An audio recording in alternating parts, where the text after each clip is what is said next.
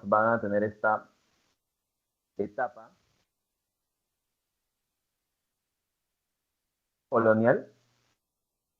Esta etapa colonial es producto de, ya sea la invasión que van a tener estos países hispanoamericanos, la llegada de España, recuerdo, a estas tierras, o también otros países que van a tener como colonia diferentes naciones.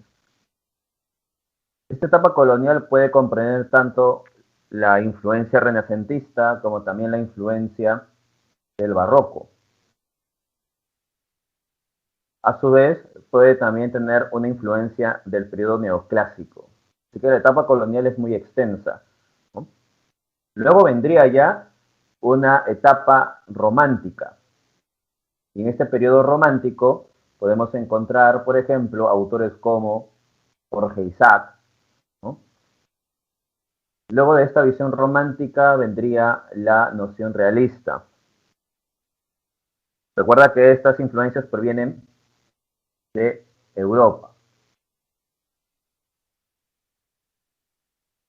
Después del realismo viene el modernismo. Aquí es importante porque el modernismo va a dar inicio a una manifestación propiamente dicha de Hispanoamérica, porque recuerda que el modernismo nace en Hispanoamérica.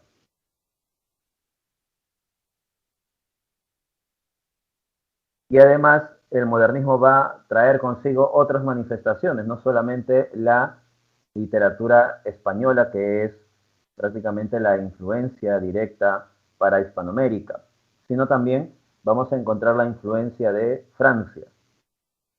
Luego ya vendría la visión postmodernista, que se aleja un poco de las normas o los estándares del modernismo, con un sentido más idílico o más íntimo. Ya en el siglo XX vamos a encontrar a la vanguardia. Recuerda que estamos solamente mencionando estas corrientes y de ahí vamos a pasar una por una, ¿no? La vanguardia aparece, recuerda, en las primeras décadas del siglo XX en Europa, y en el caso peruano y en el caso hispanoamericano en general también. También se muestra esta concepción de la vanguardia en estas décadas, las primeras décadas del siglo XX. El regionalismo aparece en simultáneo con la llegada de la vanguardia. Lo que sucede es que en el caso del regionalismo no van a utilizar elementos vanguardistas. La vanguardia va a estar vinculada a la poesía y en algunos casos también a algunos componentes narrativos. Pero en el caso del regionalismo, ellos no van a utilizar herramientas innovadoras que trae la vanguardia, van a utilizar más bien el narrador omnisciente, la narración lineal, y van a estar vinculados a un tema específico, ¿no? También vamos a encontrar luego del periodo regionalista, ya en los años 40 y 50, la etapa de consolidación, donde aquí aparecen grandes autores como Borges, Alejo Carpentier, Miguel Ángel Asturias. Y por último, la etapa del apogeo, que también es llamado el boom narrativo, que es el periodo más representativo de la narrativa contemporánea en Hispanoamérica, donde está Mario Vargas Llosa, García Márquez, Carlos Fuentes, Julio Cortázar.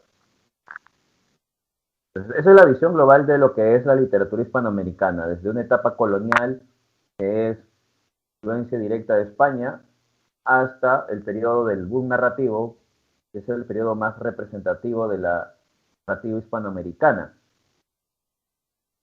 En el caso peruano, tenemos, por ejemplo, tres grandes etapas, tres grandes momentos. La etapa prehispánica, antes de la llegada de los españoles, la etapa colonial y la etapa republicana.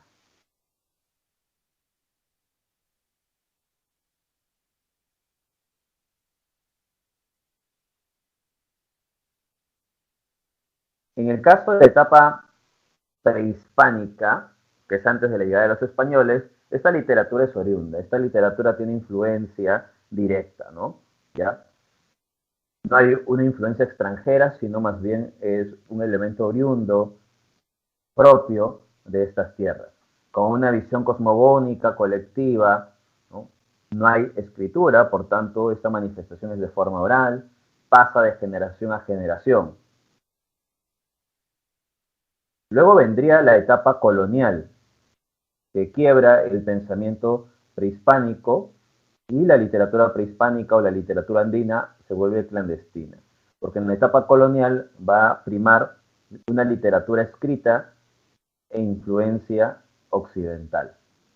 Sin embargo, vamos a encontrar en este periodo colonial una marcada interrelación conflictiva entre la herencia andina y la occidental, aquella que trae España, ¿no?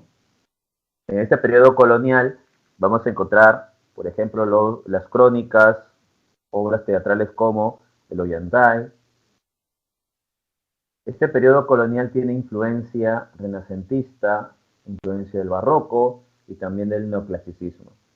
Justamente este último, ya acabando el periodo colonial, producto de las influencias neoclásicas y la ilustración, vamos a tener en cuenta este tránsito a la llegada de la República, que sería la etapa de la emancipación, que sería el quiebre del pensamiento colonial, la época de la emancipación, donde se busca liberarse del yugo español, ¿no? Finaliza entonces el periodo colonial, se consolida la República del Perú y aparece esta tercera gran etapa, ¿no? Que comprende desde la época del costumbrismo, que es la primera manifestación de la República en el Perú, hasta nuestros días. En esta etapa republicana vamos a encontrar una transculturación, sincretismo, una heterogeneidad que son rasgos esenciales de esta literatura. Recuerda, desde el inicio de la República vamos a encontrar que nos hemos liberado de España, sin embargo, todavía seguimos influenciándonos de España culturalmente. Más adelante, producto del realismo y la crítica que hace González Prada, se aleja de esta influencia española y ya viene otras influencias como la francesa, la alemana. Y con el modernismo empieza a dar mayor importancia a la visión cosmopolita. Por eso que encontramos más influencias de otros países. Y hay un sincretismo, por tanto, ¿no? Solamente de lo extranjero, sino también sincretismo con las raíces propias de estas tierras. Así que son tres etapas muy importantes en la literatura peruana, tres grandes etapas. Recuerda, la etapa republicana comprende desde el costumbrismo hasta la actualidad. Ahora sí vamos a empezar a mencionar una de las etapas, ¿no? Para más o menos entender un poco toda esta evolución de la literatura peruana. Recuerda que la primera etapa es la prehispánica, ¿no? Y en la etapa prehispánica esta literatura no tiene autores nombrados, sino más bien proviene del anonimato, no se sabe con exactitud quiénes fueron los creadores. Solamente sabemos que esta literatura prehispánica, como era de forma oral, que pasó de generación a generación, pervive gracias a este sentido. Su producción literaria es anónima, colectiva, está marcado por los arabicus. Los arabicus son aquellos poetas que van a tener estas manifestaciones como el Harawi, el Ayataki, el Aymoray, entre otras manifestaciones poéticas prehispánicas. Por relación en el caso del Harawi, por ejemplo, es una manifestación doliente, sentimental, que más adelante lo va a utilizar el autor Mariano Melgar en la época de la emancipación, por ejemplo. Bien, luego de este periodo viene ya, por tanto, la literatura colonial. En el periodo colonial vamos a encontrar las primeras manifestaciones vinculadas a las crónicas. Crónicas como la del Inca Garcilaso de la Vega, los comentarios reales, crónicas como la de Huamampoma de Ayala, Nueva Crónica y Buen Gobierno. Este periodo colonial va a tener influencia de la Edad de Oro. Recuerda que la Edad de Oro, lo que mencionamos la clase pasada, ¿no? La Edad de Oro es un periodo muy representativo de España, época de esplendor cultural, tanto del periodo renacentista como del barroco en España, ¿no? En el caso de esta etapa colonial en el Perú, vamos a encontrar esta influencia de la Edad de Oro.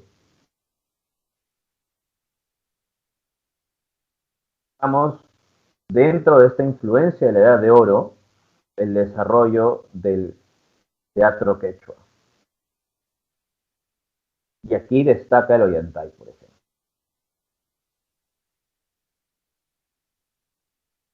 En el periodo colonial, las primeras manifestaciones son las crónicas. Las crónicas buscaban dar a conocer lo que estaba sucediendo en este sentido de la invasión en el Perú, ¿no? O en estas tierras. También las crónicas buscan dar a conocer el pasado incaico. Por ejemplo, en el caso del Inca Garcilaso de la Vega y su primera parte de las crónicas, de los comentarios reales, te habla sobre el incanato, ¿no?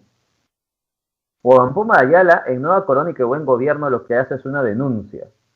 También te habla sobre el periodo del incanato y antes del incanato incluso, pero a su vez te menciona los españoles cómo de pronto están abusando de los indígenas.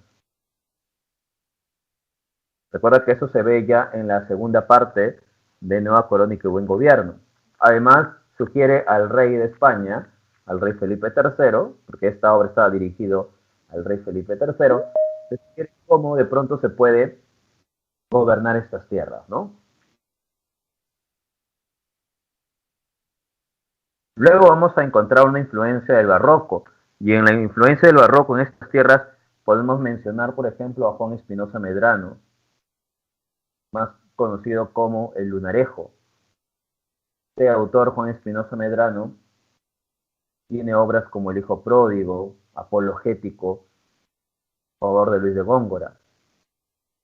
O también a Juan del Valle y Caviedes, es otro autor con estos elementos del barroco, específicamente de la escuela conceptista, influencia de Quevedo, y su obra de Juan del Valle y Caviedes es El diente del Parnaso.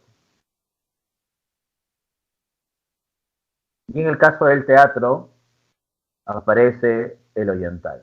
Recuerda que el Ollantay se discutía si efectivamente era una obra escrita por españoles o escrita por indios, ¿no? Si era una obra andina o si era una obra española. Hay varias teorías y una de las teorías más aceptadas es que el Ollantay se escribe o se estructura en este periodo colonial, pero su temática es andina. Temática andina, estructura española o influencia española producto de la Edad de Oro. Esta obra, El Ollantay, es una obra anónima, recuerda, nos habla sobre Ollanta que estaba enamorado de Cusicoyus, va donde el Inca Pachacútec a pedirle la mano de su hija, pero Pachacútec lo desprecia, ¿no? Así que Ollanta va a realizar una sublevación. Eso lo vamos a ver más adelante, igual, en el caso del Ollantay, ¿no? Vamos a pasar entonces al siguiente punto. Pero recuerda, aquí vamos a encontrar influencia renacentista, ya sea en Inca Garcilaso de la Vega, influencia del barroco, ya sea el teatro quechua, y también vamos a encontrar influencia del neoclasicismo. No se toca mucho esta influencia neoclásica en el periodo colonial. Aquí está Pedro Peralta, con Lima fundada, pero lo que sí vamos a tener en cuenta es que esta influencia neoclásica va a generar la llegada a este pensamiento emancipador. Y por tanto va a haber un colapso de la época colonial. Es un periodo de búsqueda de libertad. Y eso es gracias también al sentido de la ilustración. El periodo de la emancipación aquí vamos a encontrar una propaganda clandestina. ¿Y por qué clandestina? Porque se está luchando contra España y España es muy poderosa. Así que los autores van a utilizar la forma clandestina para divulgar sus ideas a través de la prensa, panfletos, revistas, himnos, coplas, ¿no? Pero a través de esta difusión de la prensa. La influencia neoclásica está presente en la época de emancipación. Muchos autores de este periodo tienen una base humanista. Incluso Mariano Melgar recuerda que va a traducir algunos autores clásicos como Ovidio. Este periodo de la emancipación tiene temática política, porque recuerda que se está luchando por la libertad contra España. Y producto de esta temática política e ideológica podemos encontrar temas como el homenaje patriótico, el paisaje americano, porque se está rompiendo con España, así que se busca un nuevo sentido, una nueva identidad, y esa identidad puede estar presente en el paisaje americano. La temática del indio también es otro tema también dentro de este periodo, aunque el indio recuerda que va a ser solamente un tema decorativo. Aquí sobresale Mariano Melgar con los yarabíes.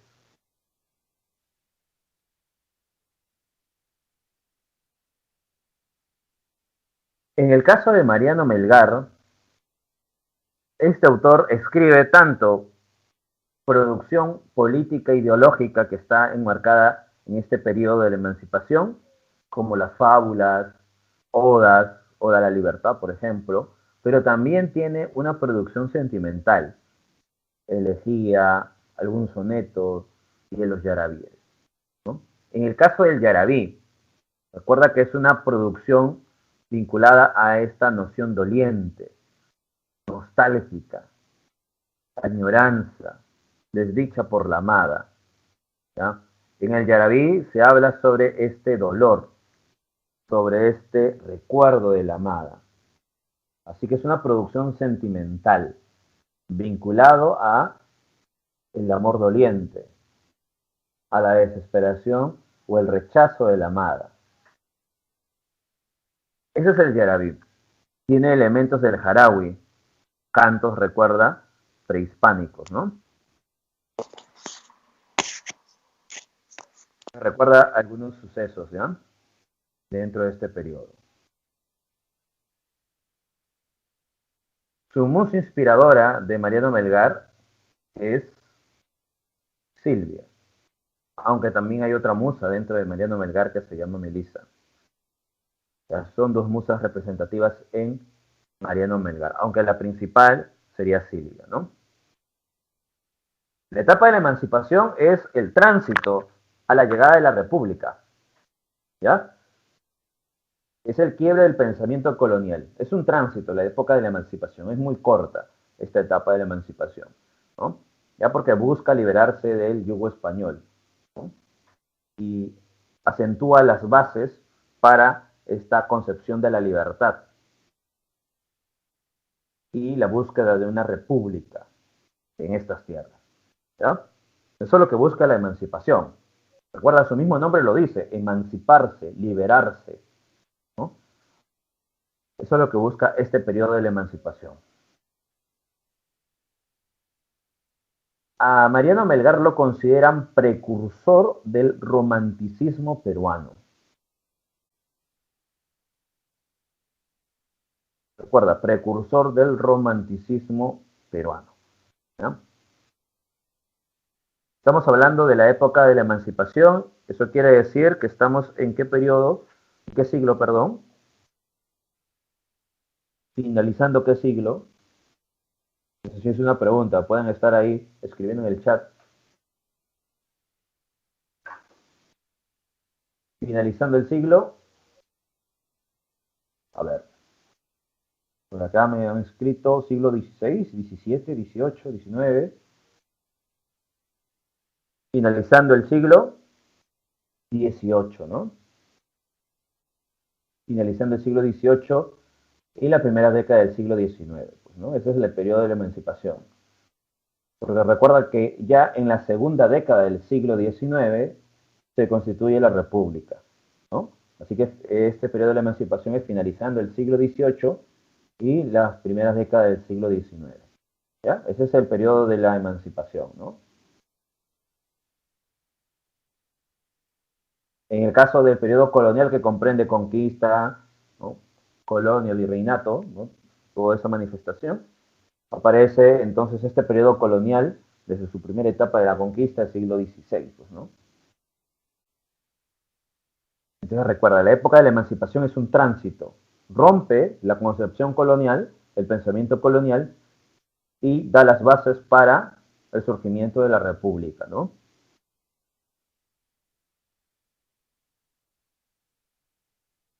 Luego de esta etapa ya de la emancipación, se constituye la República. Y cuando nace la República, recuerda que al momento de proclamarse la independencia va a haber mucho caudillismo, ¿no? Y cuando se instaura la República, unos años, ni bien se ha instalado la República, surge el costumbrismo. Por eso que el costumbrismo es considerada la primera manifestación de la República. ¿Ah?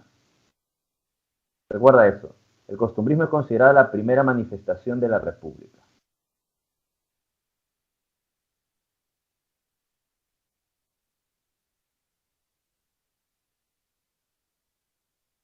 ¿Qué sucede con el costumbrismo? Se va a manifestar la crisis que se está viviendo, ¿no? Producto de esta pugna por el poder.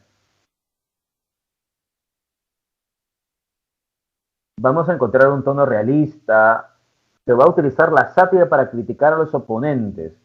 Aquí van a aparecer dos vertientes en el costumbrismo, el llamado criollismo, con Manuel Asensio Segura, y el anticriollismo con Felipe Pardo y Aliaga. Entonces, el costumbrismo, recuerda que es la primera manifestación de la República. La emancipación es el tránsito del periodo colonial a la República, ¿no? La emancipación es el tránsito, es el quiebre del pensamiento colonial. La República se instaura y surge el costumbrismo. El costumbrismo, su mismo nombre lo dice, representa costumbres. ¿Pero qué costumbres? Costumbres vinculadas a la ciudad. ¿Ya? Costumbres citadinas. Eso es lo que se plasma en este periodo, ¿no?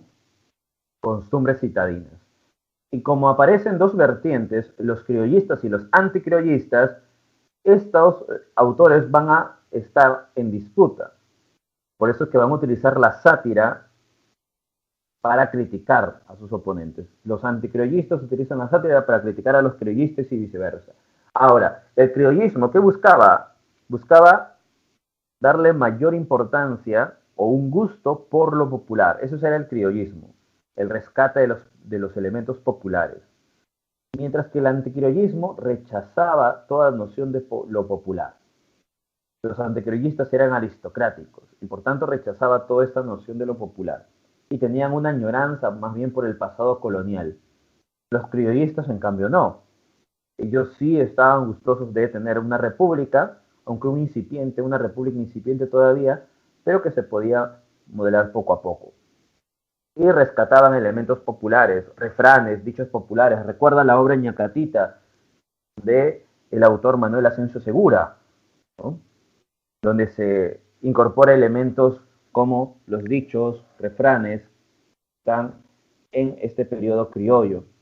En el caso del anticriollismo, recuerda Frutos de la Educación, obra de Felipe Pardo y Aliaga, o esta obra, que es un artículo de costumbre, que se llama Un viaje, donde está el niño Bollito, de Felipe Pardo y Aliaga. Otra característica del costumbrismo es la actitud moralizante, que quiere decir que plasma la moral de su época y critica y cuestiona lo inmoral. Hay un apego a la realidad inmediata porque se está manifestando lo que está viviendo el costumbrismo. Hay una pugna por el poder, se busca esta concepción del militarismo en la República, así que el criollismo critica y cuestiona el militarismo. Por eso que tienes una obra como El Sargento Canuto, donde se hace una sátira a un soldado, a un sargento fanfarrón, ¿no? Que sería el Sargento Canuto. Así que todo lo que se está viviendo en esa época se plasma en la obra literaria. Pero recuerda, este periodo costumbrista solamente representa costumbres de la ciudad. Buscó, en cierta medida, encontrar una esencia nacional y este periodo costumbrista tiene influencia española, tanto influencia del romanticismo como la influencia del neoclasicismo español. Ese es el periodo costumbrista, ¿no?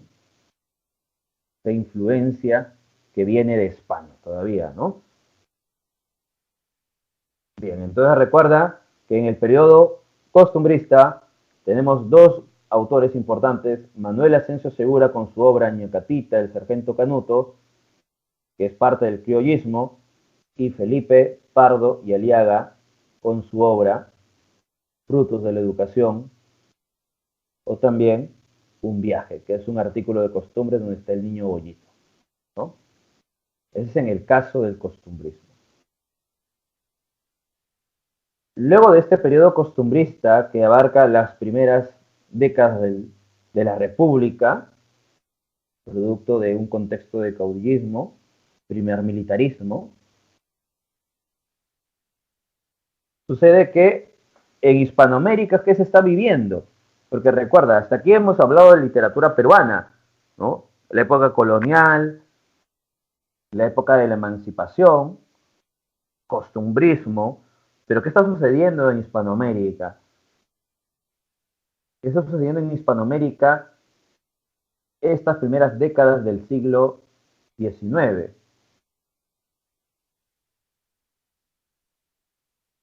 Hispanoamérica, por lo tanto, está viviendo una etapa romántica. Claro, Hispanoamérica ya se ha independizado, ¿no? Los países hispanoamericanos, recuerda que ya se han independizado. Han sido los primeros países en llegar a la independencia, por ejemplo, Argentina, ¿no? Uno de los últimos países en independizarse en el plano de Sudamérica va a ser el Perú, recuerda, ¿sí o no? ¿Ya? Así que los países que se han independizado han adquirido esta noción romántica. Argentina va a ser el primer país que adquiere la influencia romántica en América. Luego vendría otros países como Colombia, por ejemplo, ¿no? La cuestión es que Hispanoamérica, ¿ya?, ha logrado, por tanto, tener esta influencia romántica. Hispanoamérica quiere decir todos los países hispanohablantes, ¿ya? Los países americanos que son hispanohablantes.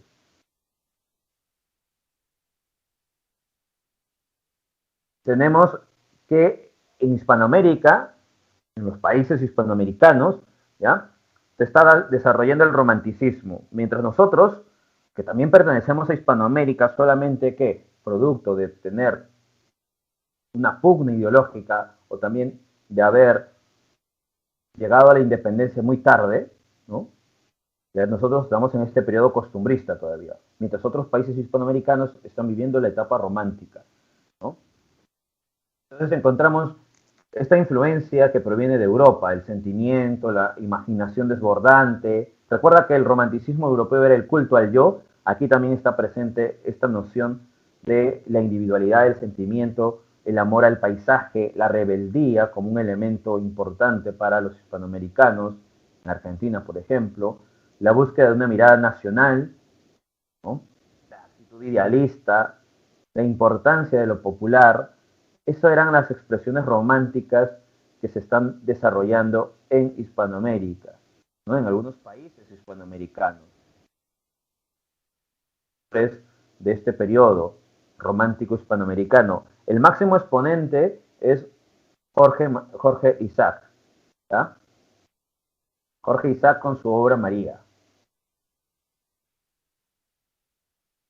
Ese es el máximo exponente del romanticismo en Hispanoamérica, ¿ya? Luego vendría ya el romanticismo peruano, ¿no? Y aquí tendrías a Ricardo Palma y Carlos Augusto Salaverry. Ahorita vamos a hablar justamente del romanticismo peruano, ¿ya? Pero tienes a Esteban Echeverría, a Domingo Faustino Sarmiento, Jorge Isaac, recuerda que es el máximo exponente del romanticismo en Hispanoamérica, y en el caso peruano, Ricardo Palma y Carlos Augusto Salaverry. Si te das cuenta, la visión romántica hispanoamericana tiene las características europeas, ¿no? Las características que mencionamos la clase pasada sobre el romanticismo. Bien, en el caso de la literatura peruana, el romanticismo peruano, ¿qué características podemos encontrar? Hay una visión intimista, es decir, una concepción subjetiva, sigue imitando el modelo español, no hay originalidad, por tanto, hay un gusto por lo popular y por la historia, eso es gracias a la presencia de las tradiciones peruanas de Ricardo Palma. Sobresalen entonces tanto Ricardo Palma con las tradiciones peruanas, que es una de las obras más representativas en el romanticismo peruano, y Carlos Augusto Salaverry con su obra poética Cartas a un ángel. Esos son los dos autores más representativos en el caso peruano. Las tradiciones peruanas, que es un conjunto de elementos anecdóticos con concepciones satíricas, burlescas, incluso.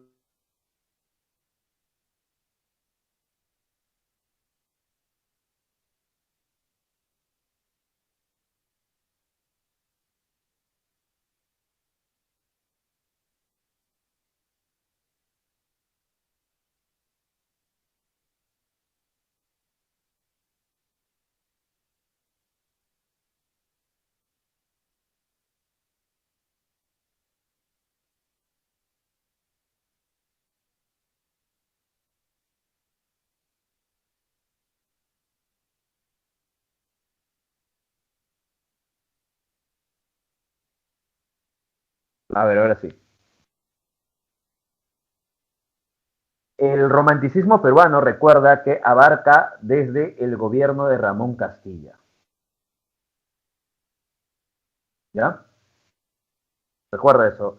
El romanticismo peruano abarca desde el gobierno de Ramón Castilla hasta la guerra con Chile.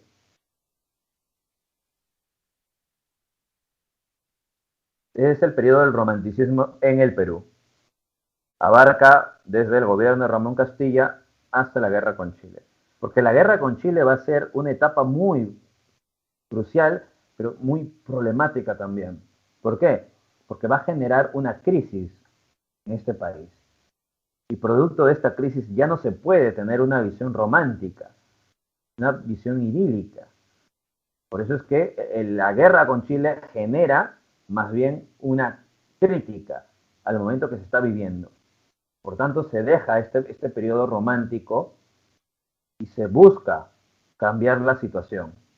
Por eso que después del romanticismo vendría ya el realismo, ¿no? Y el realismo lo que busca es una renovación del país, ¿no? Una renovación del país, una renovación del Perú. Se va a rechazar el tono intimista dejado por los románticos, ¿ya? Tiene una visión objetiva. Recuerda que el realismo lo que busca es manifestar la realidad tal cual. En este caso peruano hay un propósito moral y social, porque recuerda que estamos viviendo una etapa de crisis, hemos perdido la guerra, estamos en la etapa de reconstrucción nacional, hemos perdido la guerra y nosotros tenemos que buscar la manera de recuperar todo lo perdido, ¿no? Así que hay un nacionalismo agresivo. Se busca, por tanto, ¿no?, un amor patrio.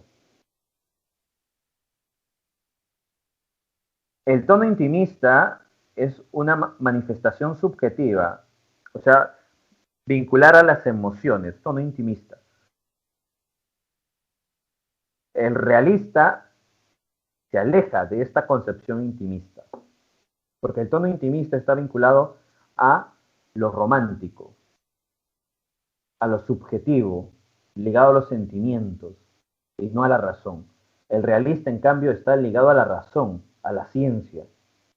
Y es por eso que rechaza ese tono intimista, ese tono idílico, y muestra la realidad tal cual, una realidad muy cruda. Que tiene una preocupación por la renovación del país y dentro de este periodo vamos a encontrar una reivindicación del indio. Y esta reivindicación del indio recuerda que se da de forma paternalista. Ya se reivindica al indio, pero de forma paternalista, porque ven al indio como un ser indefenso todavía. Sin embargo, en este periodo vamos a encontrar dos grandes autores, dos grandes exponentes. Por un lado tenemos a Clorinda Mato de Turner con Ave sin nido, precursora del indigenismo, González Prada, que es precursor también del indigenismo. Clorinda Mato de Turner, con su obra Ave sin nido, te habla sobre este pueblo de Quilla, donde los indígenas van a ser oprimidos por el alcalde, el juez de paz, el gobernador, ¿no? Y en el caso de Manuel González Prada, tiene un ensayo o un conjunto de artículos, entre ellos Nuestros Indios, donde te habla sobre la opresión a esta clase social también. Pero su obra emblemática es Páginas Libres, y dentro de Páginas Libres vas a encontrar el discurso en el Politeama.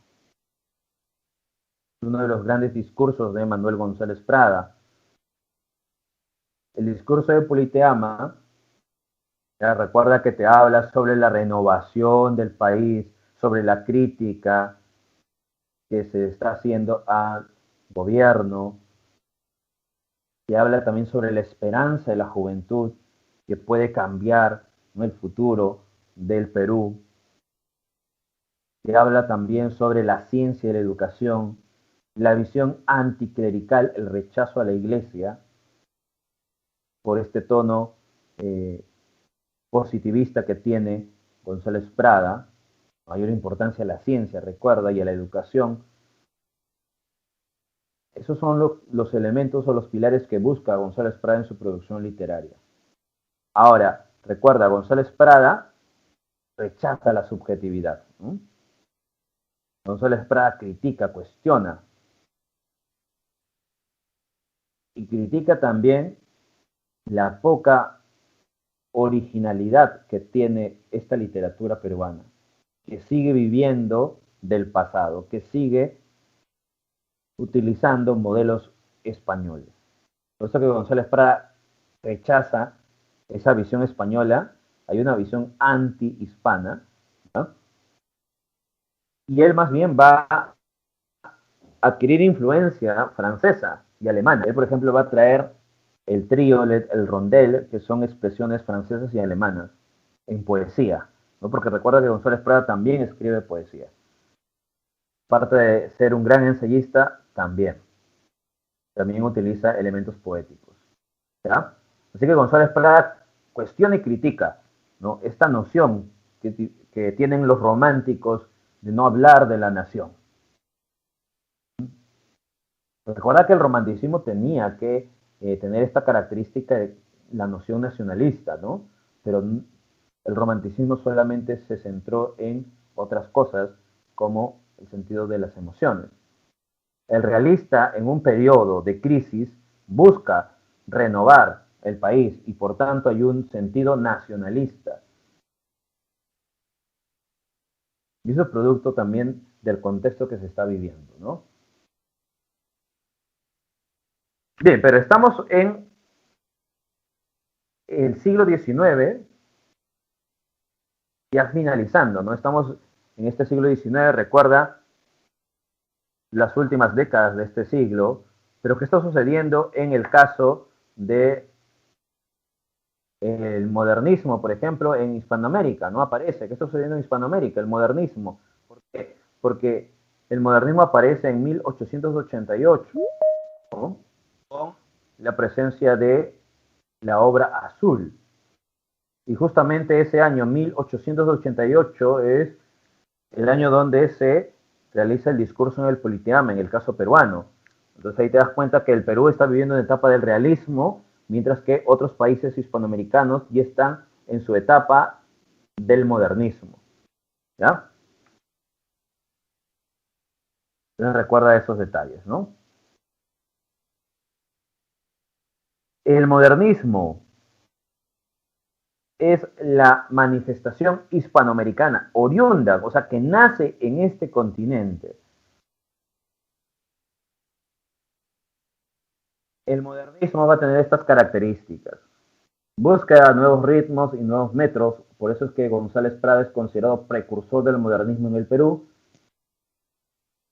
Hay una visión exótica, algo novedoso, ¿no? El exotismo que proviene de elementos extranjeros, que proviene de culturas ancestrales, tiempos remotos, esa es la expresión exótica. La musicalidad que se plasma en la poesía, pero también en la prosa. Y eso es gracias a la influencia francesa, la influencia del simbolismo francés. La visión cosmopolita, estar al tanto de todas las manifestaciones a nivel mundial. Esa es la visión cosmopolita, actualizarse constantemente. La musicalidad es la orquestación de las palabras, influencia del simbolismo francés. Cada palabra nace con sonido y por tanto el poema es como una pequeña partitura, ¿no? La visión cosmopolita es estar al tanto de todas las manifestaciones, europeas como norteamericanas. El sincretismo es la asimilación, apropiación, asimilación. Y la visión estética es el amor por la elegancia, por la belleza formal. El esteticismo tiene una influencia también de el periodo francés, los autores del parnasianismo. Los parnasianos eran aquellos poetas que daban mayor importancia a lo estético. Y los modernistas van a adquirir esta característica de los parnasianos, como también adquieren la influencia de los simbolistas, en el caso de la musicalidad. Entonces, ¿qué hace el modernista? Asimila, recuerda, asimila la visión estética de los parnasianos, asimila la musicalidad de los simbolistas. Entonces, el sincretismo es la asimilación, la apropiación. ¿Qué ha hecho el modernista? Ha observado lo que sucede en Europa, le ha gustado la visión parnasiana y simbolista y va a adquirir, va a asimilar una característica de los parnasianos y que asimila el esteticismo. ¿Ha generado qué? Un sincretismo, porque ha asimilado una propuesta de Francia, pero también otra propuesta francesa de los simbolistas, que va a asimilar la musicalidad, que genera entonces sincretismo, porque el modernista va a tener característica que proviene del simbolismo y proviene del parnasianismo. Por eso que el modernista tiene que estar al tanto de todo lo que sucede en Europa y Norteamérica. Tiene que ser un autor cosmopolita, siempre estar al tanto, siempre actualizarse, siempre observar lo que sucede a nivel mundial. Al tener esa visión de mundo, va a poder asimilar, va a poder generar el sincretismo, asimilar las propuestas que más le agrade. Bien, recuerda que uno de los máximos exponentes del modernismo hispanoamericano es Rubén Darío. No, sincretismo no es comparación, sincretismo es asimilación. Asimilación, apropiarse, ¿no? Asimilar una característica y dotarlo como uno mismo. ¿Ya? Bien, el modernismo, como te decía, su máximo exponente es Rubén Darío. Tiene obras como Azul, también obras como Prosas profanas.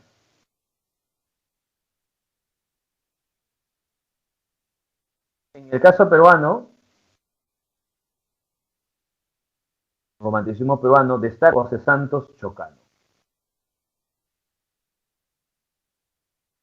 con su obra Alma América. Sí, sincretismo puede ser absorción, asimilación, apropiación. Así que el modernismo tiene esa característica, ¿no? Y en el caso peruano también vamos a encontrar, mira, musicalidad, visión exótica. El modernismo en el Perú es una etapa tardía, que recuerda que nosotros estamos viviendo una etapa de el periodo realista, producto de la crisis que estamos viviendo, ¿no? Y luego, cuando ya empezamos a estabilizarnos un poco, aparece esta noción del modernismo en el Perú.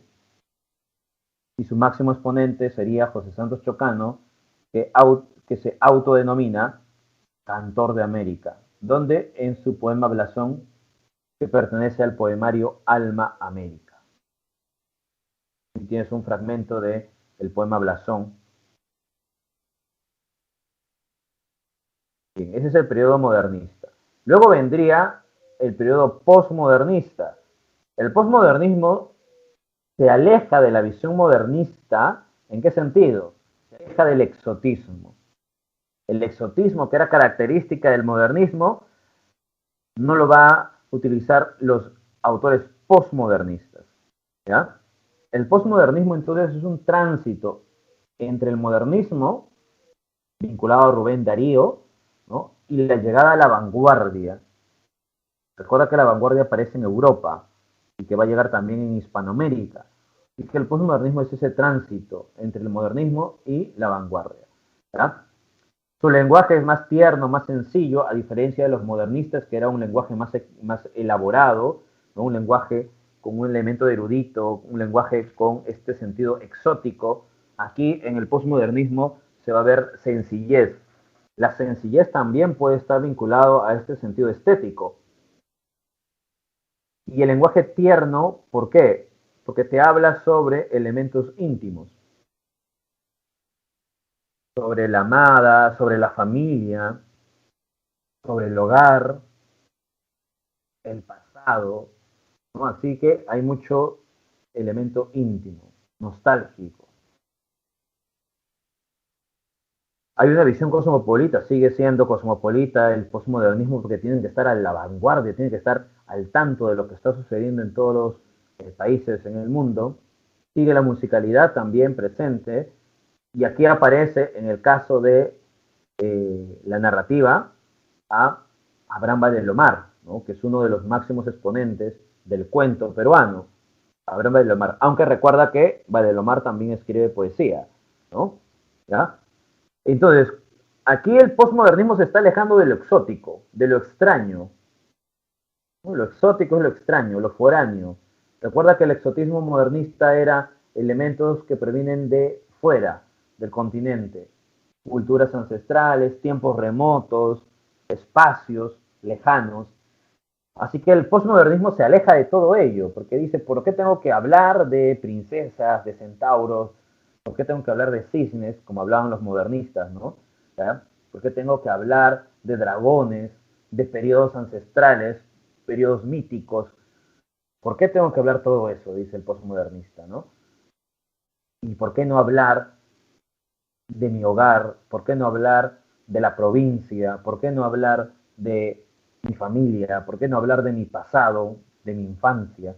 ¿Por qué irme más allá? ¿Por qué irme a aquello que no siento? Le dice, no el postmodernista. Por eso es que en el postmodernismo, ¿qué hacen? Hay una visión muy íntima. ¿Recuerdas a Abraham de Lomar, el caballero Carmelo? El narrador, ¿qué hace? Recuerda su pasado, recuerda su infancia. Y a través de su infancia, la presencia de este gallo, Carmelo, que va a tener un final trágico. O recuerda también la otra historia, el vuelo de los cóndores. Una vez más, la presencia de este niño, el pasado, ¿no?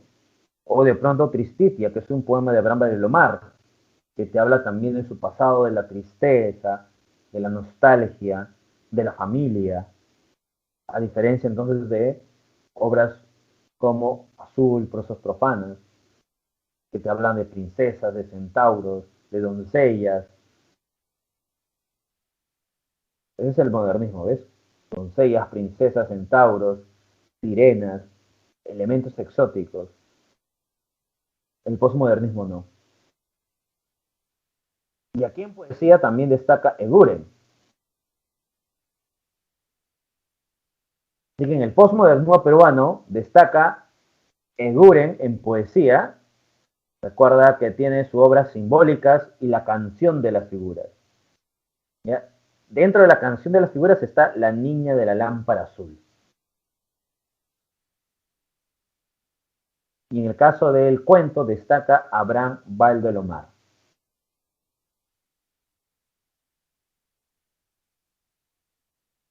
Esos son entonces dos autores representativos del periodo postmodernista en el Perú. Recuerda que el exotismo es aquello que se inserta, aquello foráneo que se inserta a la literatura hispanoamericana, que puede ser culturas ancestrales, tiempos remotos, espacios lejanos. Esa es la visión exótica, lo extraño, lo novedoso. Y eso lo tenían los modernistas, porque los modernistas utilizaban esas nociones. Siempre había una noción de influencia, por ejemplo, hablaba de elementos mitológicos nórdicos, elementos mitológicos grecolatinos, espacios orientales. Eso hablaba del modernismo. El postmodernismo se aleja de ello. ¿Ya? Por eso es que aquí dice, se aleja del exotismo, rechaza la influencia del exotismo.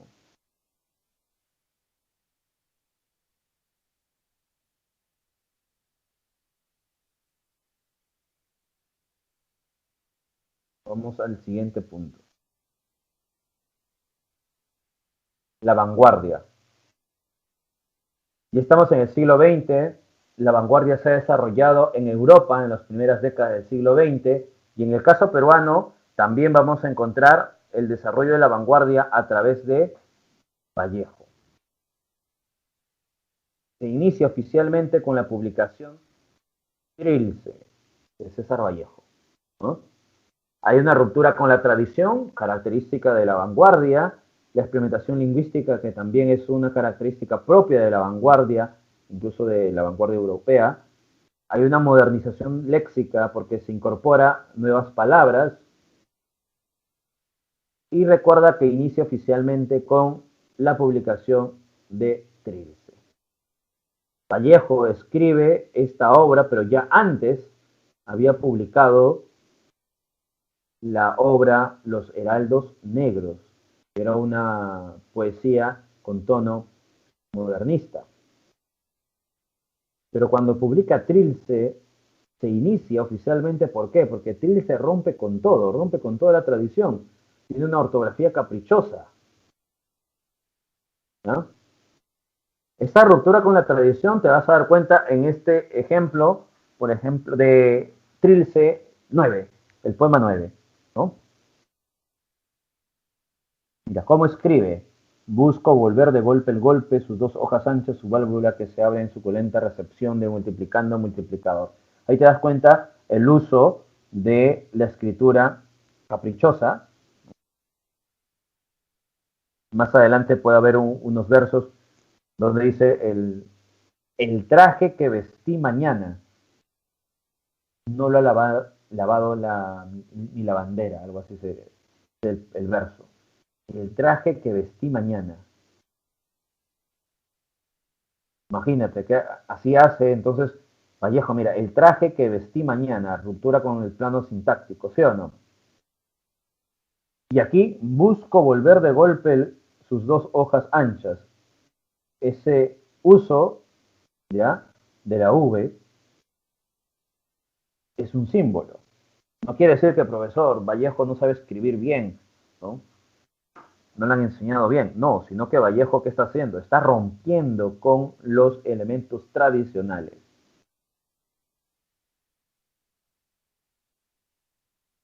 Ya, entonces rompe con la tradición, ¿no? Porque esa V dentro del poema 9 adquiere, recuerda, un significado, ¿ya? Adquiere un significado dentro del poema, ¿ya? No quiere decir que lo ha puesto por poner, no. Adquiere un significado, es un símbolo dentro del poema. Y la poesía de Vallejo en Trilce es muy complicada, difícil de entender, es muy hermética. Por eso que cuando nace, cuando se publica Trilce, muchos autores, muchos críticos literarios al momento de leer no van a entender prácticamente nada, ¿no? Van a criticar a Vallejo, o algunos ni siquiera van a escribir algo respecto a Trilce porque no lo han comprendido. Es una obra incomprendida en su época, solamente uno o dos críticos literarios hablan sobre Trilce, los demás nada, ¿no? Pero Trilce se convierte en la obra más radical de toda la poesía de Hispanoamérica, de toda la poesía escrita en español.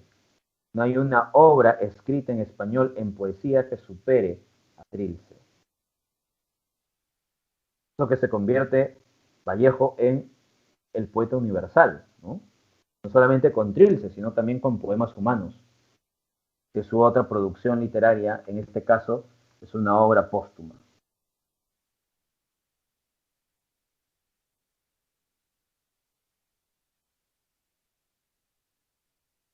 Bien, ¿qué sucede en Hispanoamérica en este contexto? Aquí encontramos el periodo del regionalismo.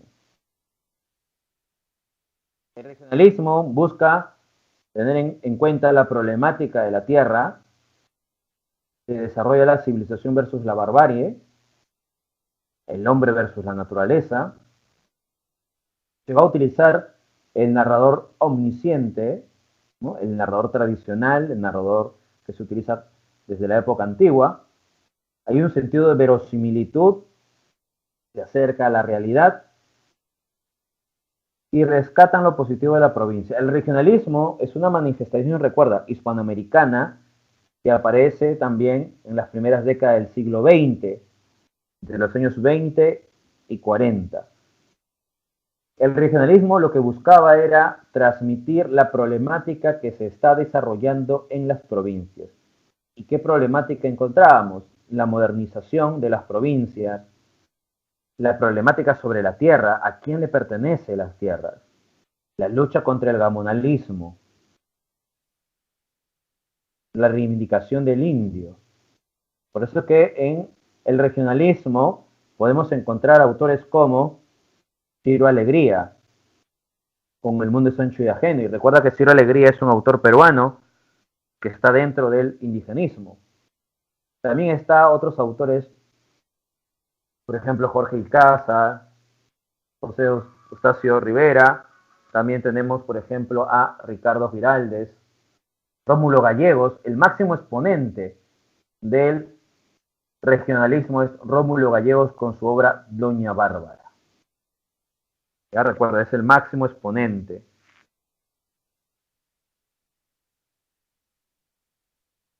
En el caso, recuerda, del regionalismo, lo que se busca es representar la problemática de la provincia, la lucha del ser humano, del hombre, contra la naturaleza, ¿no? Esos son entonces algunos puntos dentro de esta literatura regionalista. Recuerda que la naturaleza aquí se vuelve agreste, agresiva, por eso que el ser humano tiene que enfrentar a la naturaleza para que la naturaleza no pueda destruirla, ¿no? Es la concepción del regionalismo. Y en el caso peruano encontramos al indigenismo. Se va a rebordar al indio, se da la lucha contra el gamonalismo, la problemática sobre la tierra, se va a mostrar un mundo animista, la naturaleza cobra vida, y aquí va a sobresalir Ciro Alegría con su obra El mundo es ancho y ajeno, Escorza con Redoble por Rancas y José María Arguedas con Los ríos profundos. Máximo exponente del indigenismo, José María Arguedas.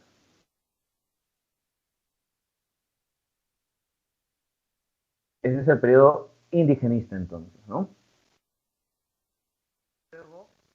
en Hispanoamérica va a desarrollarse la poesía, ¿no? La poesía vanguardista. Justo en este contexto donde se está desarrollando el indigenismo en el Perú, que recuerda que aparece en simultáneo con la vanguardia. Estamos en la década del 20, de acá de 20, 30 y 40, ¿ya? Esta época es una etapa muy importante en Hispanoamérica porque hay muchas manifestaciones y muchos autores representativos, ¿no? En el caso hispanoamericano vamos a encontrar esta influencia que tiene de la literatura europea. Aquí en Hispanoamérica, en la etapa contemporánea de la poesía, está, por ejemplo, Pablo Neruda. Su obra vanguardista de Pablo Neruda es Residencia en la Tierra. Antes de publicar Residencia en la Tierra, ya había publicado 20 poemas de amor y una canción desesperada. 20 poemas de amor y una canción desesperada es una obra que tiene todavía elementos modernistas, aunque se vislumbra una noción vanguardista dentro de 20 poemas de amor. Pero ya su obra vanguardista de Pablo Neruda es Residencia en la Tierra. Es su obra de madurez poética, ¿no? También está Ernesto Cardenal con su obra Salmos, Nicanor Parra con Antipoemas, entre otros poetas hispanoamericanos. ¿Qué sucede en el caso de la narrativa hispanoamericana? Se está desarrollando la etapa de consolidación. La etapa emergente que comprende los años 20 y 30 sería el regionalismo, lo que ya hemos hablado sobre Rómulo Gallegos y Doña Bárbara. En el caso de la narrativa hispanoamericana contemporánea está la etapa de consolidación que comprende los años 40 y 50, donde se desarrolla tanto el realismo mágico como lo real maravilloso. En esta etapa de consolidación están autores como Jorge Luis Borges con la literatura fantástica.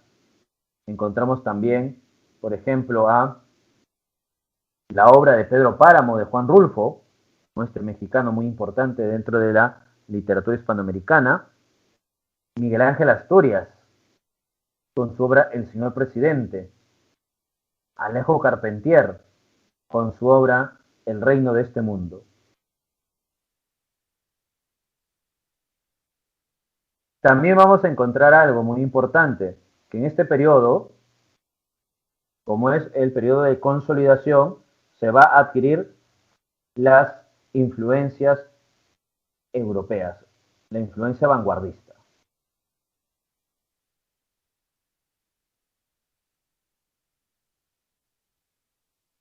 Y en la etapa del apogeo vamos a encontrar la llegada al boom hispanoamericano, que es una de las etapas más representativas de la narrativa.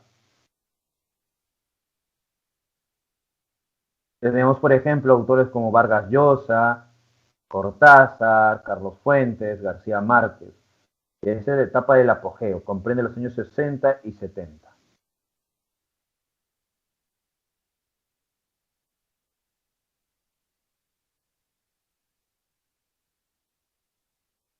¿Qué sucede en el caso peruano?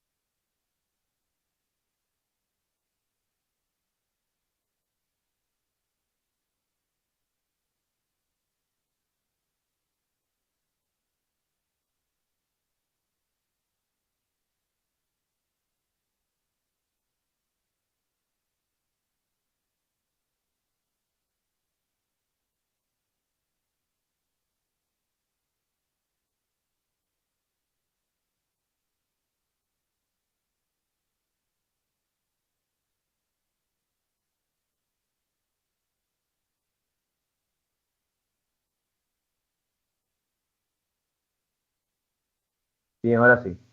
Lo que pasa es que creo que están activando el botón y se está apagando y prendiendo otra vez el tema de la grabación. Y como les estaba diciendo, en el caso de la literatura hispanoamericana, en la época contemporánea, está esta literatura de consolidación o esta etapa de consolidación. ¿Ya? Y en esta etapa de consolidación vamos a encontrar influencia extranjera, influencia de la vanguardia europea.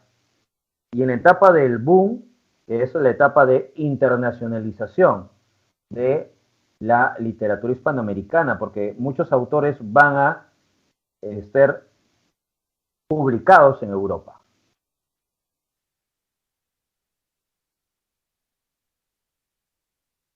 ¿Qué sucede en el caso peruano? En el caso peruano vamos a encontrar que en este periodo del 50, ¿ya? Producto de la migración del campo a la ciudad, va a aparecer, ¿no?, una nueva manifestación, un nuevo personaje en la literatura. Muchos autores van a observar este contexto de la migración del campo a la ciudad, el desborde de ya sea asentamientos humanos, barriadas, y por ello vamos a encontrar la llegada de la generación del 50. Recuerda, estamos en este contexto del gobierno de Odría. Y en este contexto del gobierno de Odría, muchos autores van a hablar sobre el momento que se está viviendo, cómo Lima o la ciudad está creciendo vertiginosamente, ¿no?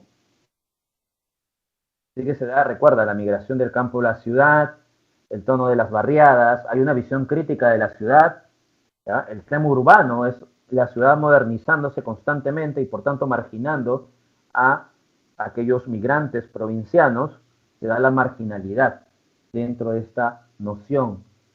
Y todo eso lo van a rescatar los autores de esta generación del 50 en el Perú. Entre ellos tenemos a Julio Ramón Ribeiro con su conjunto de cuentos llamado La Palabra del Mudo. Dentro de La Palabra del Mudo, recuerda que aquí está ya Los Gallinazos sin Plumas. También, en el caso de la poesía, vamos a encontrar influencias que dejó Vallejo, como que dejó Eguren también. En este periodo van a destacar autores como Blanca Varela, con Canto Villano. Tenemos también autores como Enrique Congrais, con su obra Lima Hora Cero, donde está este cuento que supongo habrás escuchado en algún momento en el colegio, El niño de Junto al Cielo. Aquel niño que llega con su familia de Tarma al Cerro San Cosme, baja y se encuentra un billete de 10 soles y luego un niño de la ciudad va a engañarlo, ¿no? Se va a llevar todo el dinero. Ese es El niño de Junto al Cielo de Enrique Congrais. Esa es la generación del 50 entonces, ¿no? Un periodo donde se va a representar una visión crítica de la ciudad, donde se va a representar esta migración del campo a la ciudad, recuerda, y hay un sentido de las barriadas, ¿ya? Luego vendría la etapa de la generación del 60. Aquí estaría Mario Vargas Llosa. Recuerda que Mario Vargas Llosa es iniciador del boom hispanoamericano. Esta etapa de la generación del 60 tiene influencia del socialismo. Recuerda que estamos en este contexto hispanoamericano con la Revolución Cubana, el surgimiento de las guerrillas, y por tanto los autores de este periodo van a tener esa influencia del socialismo, ¿no?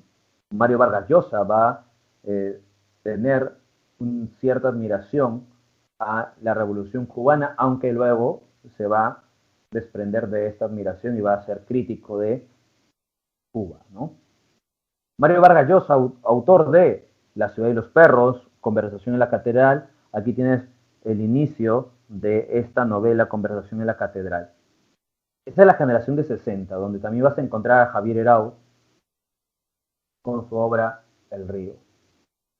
Luego vendría ya la etapa del 70, y en el 70 sí podemos mencionar Un mundo para Julius de Bryce Echenique. Eso sería en el 70, ¿no? La década del 70 con esta obra como Un mundo para Julius de Bryce Echenique.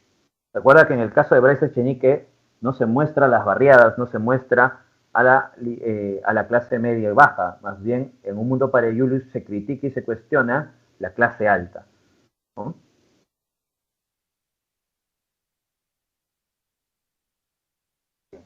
Ahora sí vamos con los ejercicios.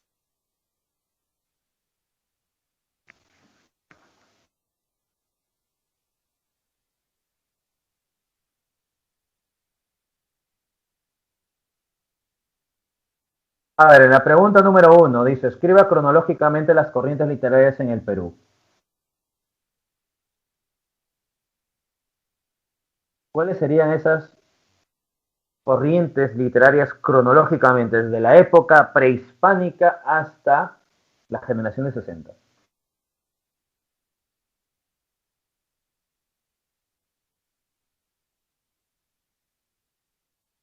Tenemos época prehispánica, etapa colonial, emancipación, costumbrismo.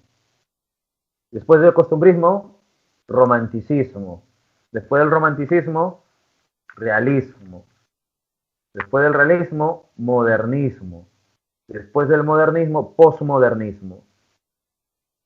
Y ahora llegamos al siglo XX, ¿no? Vanguardia, indigenismo, generación del 50, generación del 60. Porque nos está diciendo corrientes literarias en el Perú, ¿no? ¿Ya? Indigenismo, generación del 50, generación del 60, bueno, generación del 70 y literatura contemporánea en general, ¿no? Eso sería entonces el elemento cronológico, desde la época prehispánica hasta la actualidad. A ver, te dice, escribe algunas características del costumbrismo. ¿Qué características tenemos del periodo costumbrista? Ya, el tono realista, muy bien. El sentido satírico y moralizante, muy bien. Las costumbres citadinas, efectivamente. El uso de la sátira, efectivamente. Ahí tenemos ya las características. Estoy leyendo sus respuestas. ¿Ah? El gusto por lo pintoresco, que también es otra característica del costumbrismo, efectivamente. Y es considerado la primera manifestación de la República y tiene dos vertientes, efectivamente. ¿Cuáles son esas dos vertientes? Los anticriollistas y los criollistas. Muy bien, la pregunta 1 ya está. Pregunta 2 también. La pregunta 3. ¿Cuál sería el contexto de la generación del 50? Contexto, te dice, no características, ¿eh? El contexto. Recuerda que mencionamos el contexto de la generación del 50. ¿Qué sucede? Hay una migración del campo a la ciudad, ¿no? Migración del campo a la ciudad. Estamos en este contexto del periodo de la dictadura del gobierno de Odría, efectivamente, ¿no? Ese es el contexto, gobierno de Odría, ya, migración del campo a la ciudad. Explosión demográfica, surgimiento de las barriadas. Ese sería el contexto de la generación del 50. ¿Ya? Ese contexto va a influenciar a los autores de esta generación.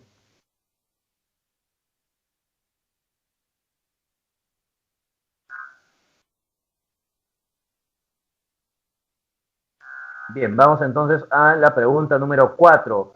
Vamos a ver una relación entre obra literaria y manifestación literaria. Así que empecemos. Nos dice, a ver, La palabra del mudo, que es un conjunto de cuentos de Ribeiro.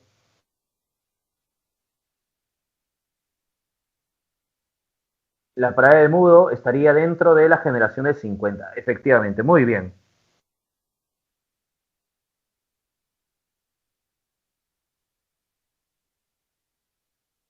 El Ollantay es una obra, recuerda, influenciada por la Edad de Oro, estaría, por tanto, en el periodo colonial, efectivamente. Ñacatita, recuerda la vieja chismosa, la alcahueta. Ñacatita, ¿dónde estaría?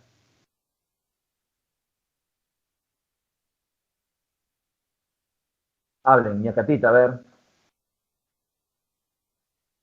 Ñacatita estaría en el realismo, no. Ñacatita estaría más bien en el costumbrismo, porque te muestra una costumbre arraigada, ¿no? Los ríos profundos, la alcahuetería, recuerda, Ñacatita, ¿no? El ser, la chismosería, Ñacatita, ¿no? El costumbrismo. Los ríos profundos es una obra de Arguedas, por tanto estaría en el indigenismo, efectivamente. Y por último, Ave sin nido, precursora del indigenismo, recuerda Clorinda Mato de Turner, ella estaría ¿dónde? Ave sin nido. Como es precursora, no estaría en el indigenismo, ¿no? Más bien estaría en el periodo realista, exacto. Ave sin nido estaría en el realismo. Muy bien, la pregunta 4 ya está. Vamos a ver la pregunta número 5. Dice, el vanguardismo se desarrolló simultáneamente con la corriente modernista de América. A ver, recordemos, el modernismo oficialmente aparece en 1888, o sea, siglo XIX, finalizando siglo XIX. Y la vanguardia, siglo XX, no puede ser, ¿no? El modernismo es la corriente oriunda de Hispanoamérica, o sea, nace en Hispanoamérica. El modernismo, sí. El indigenismo es una corriente literaria que surge a mediados del siglo XIX, a mediados del siglo XIX, o sea, en 1850. ¿Sí o no? Porque el siglo XIX es 1800, a mediados del siglo XIX, 1850. A ver, el indigenismo surge en 1850 aproximadamente, y el indigenismo aparece simultáneamente con la vanguardia, y la vanguardia aparece en el siglo XX, por tanto el indigenismo también aparece en el siglo XX. Así que no. La 5, la respuesta, ¿cuál debería ser entonces? La respuesta sería solo 2, que el modernismo es una manifestación oriunda de Hispanoamérica. Bien, la pregunta número 6. Desborde, mira, desborde, crecimiento desordenado de Lima, las barriadas.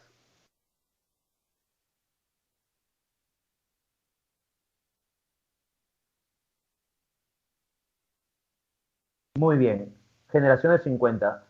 Destacado narrador peruano que pertenece a la generación de 60, iniciador del boom narrativo, autor de Conversación en la Catedral.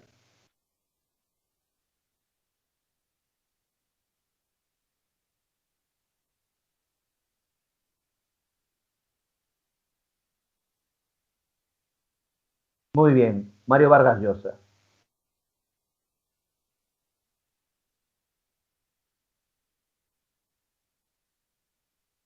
A ver, en la pregunta número 8, ¿a quién considera como el precursor de la poesía romántica de nuestro país?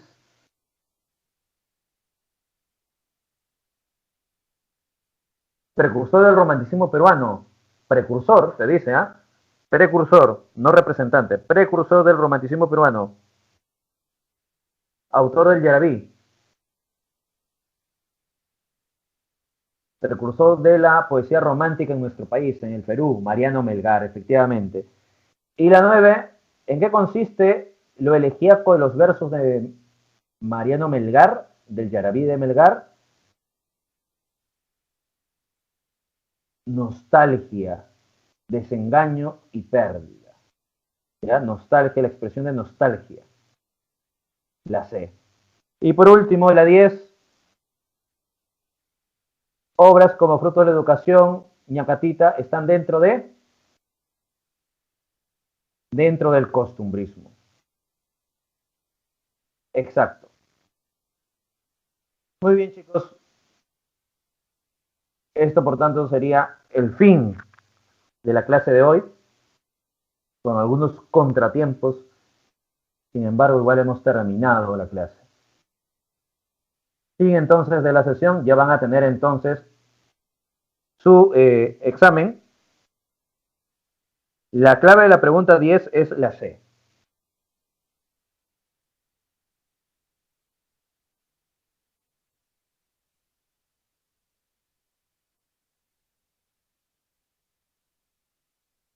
Les dije que esta semana iba a traer algunas recomendaciones, así que están las recomendaciones.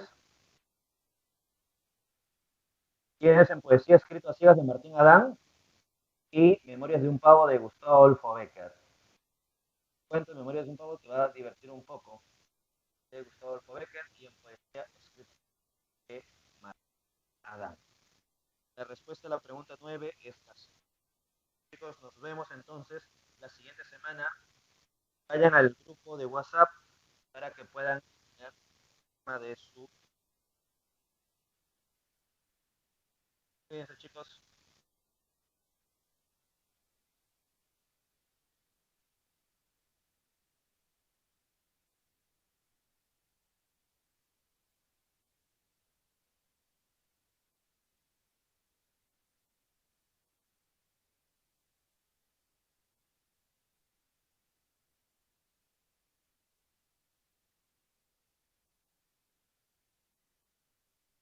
Bien, chicos, pueden ir a su WhatsApp, el grupo de WhatsApp, para que puedan estar con su examen.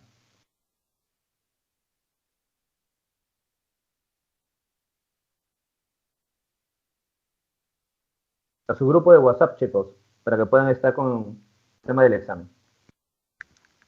Estar en archivos. En archivos tienes tres carpetas, uno dice ejercicios de clase, ejercicios clase, ahí pueden encontrar. Y en otra carpeta dice teoría. Ahí va a estar también la diapositiva, ¿no? En PDF.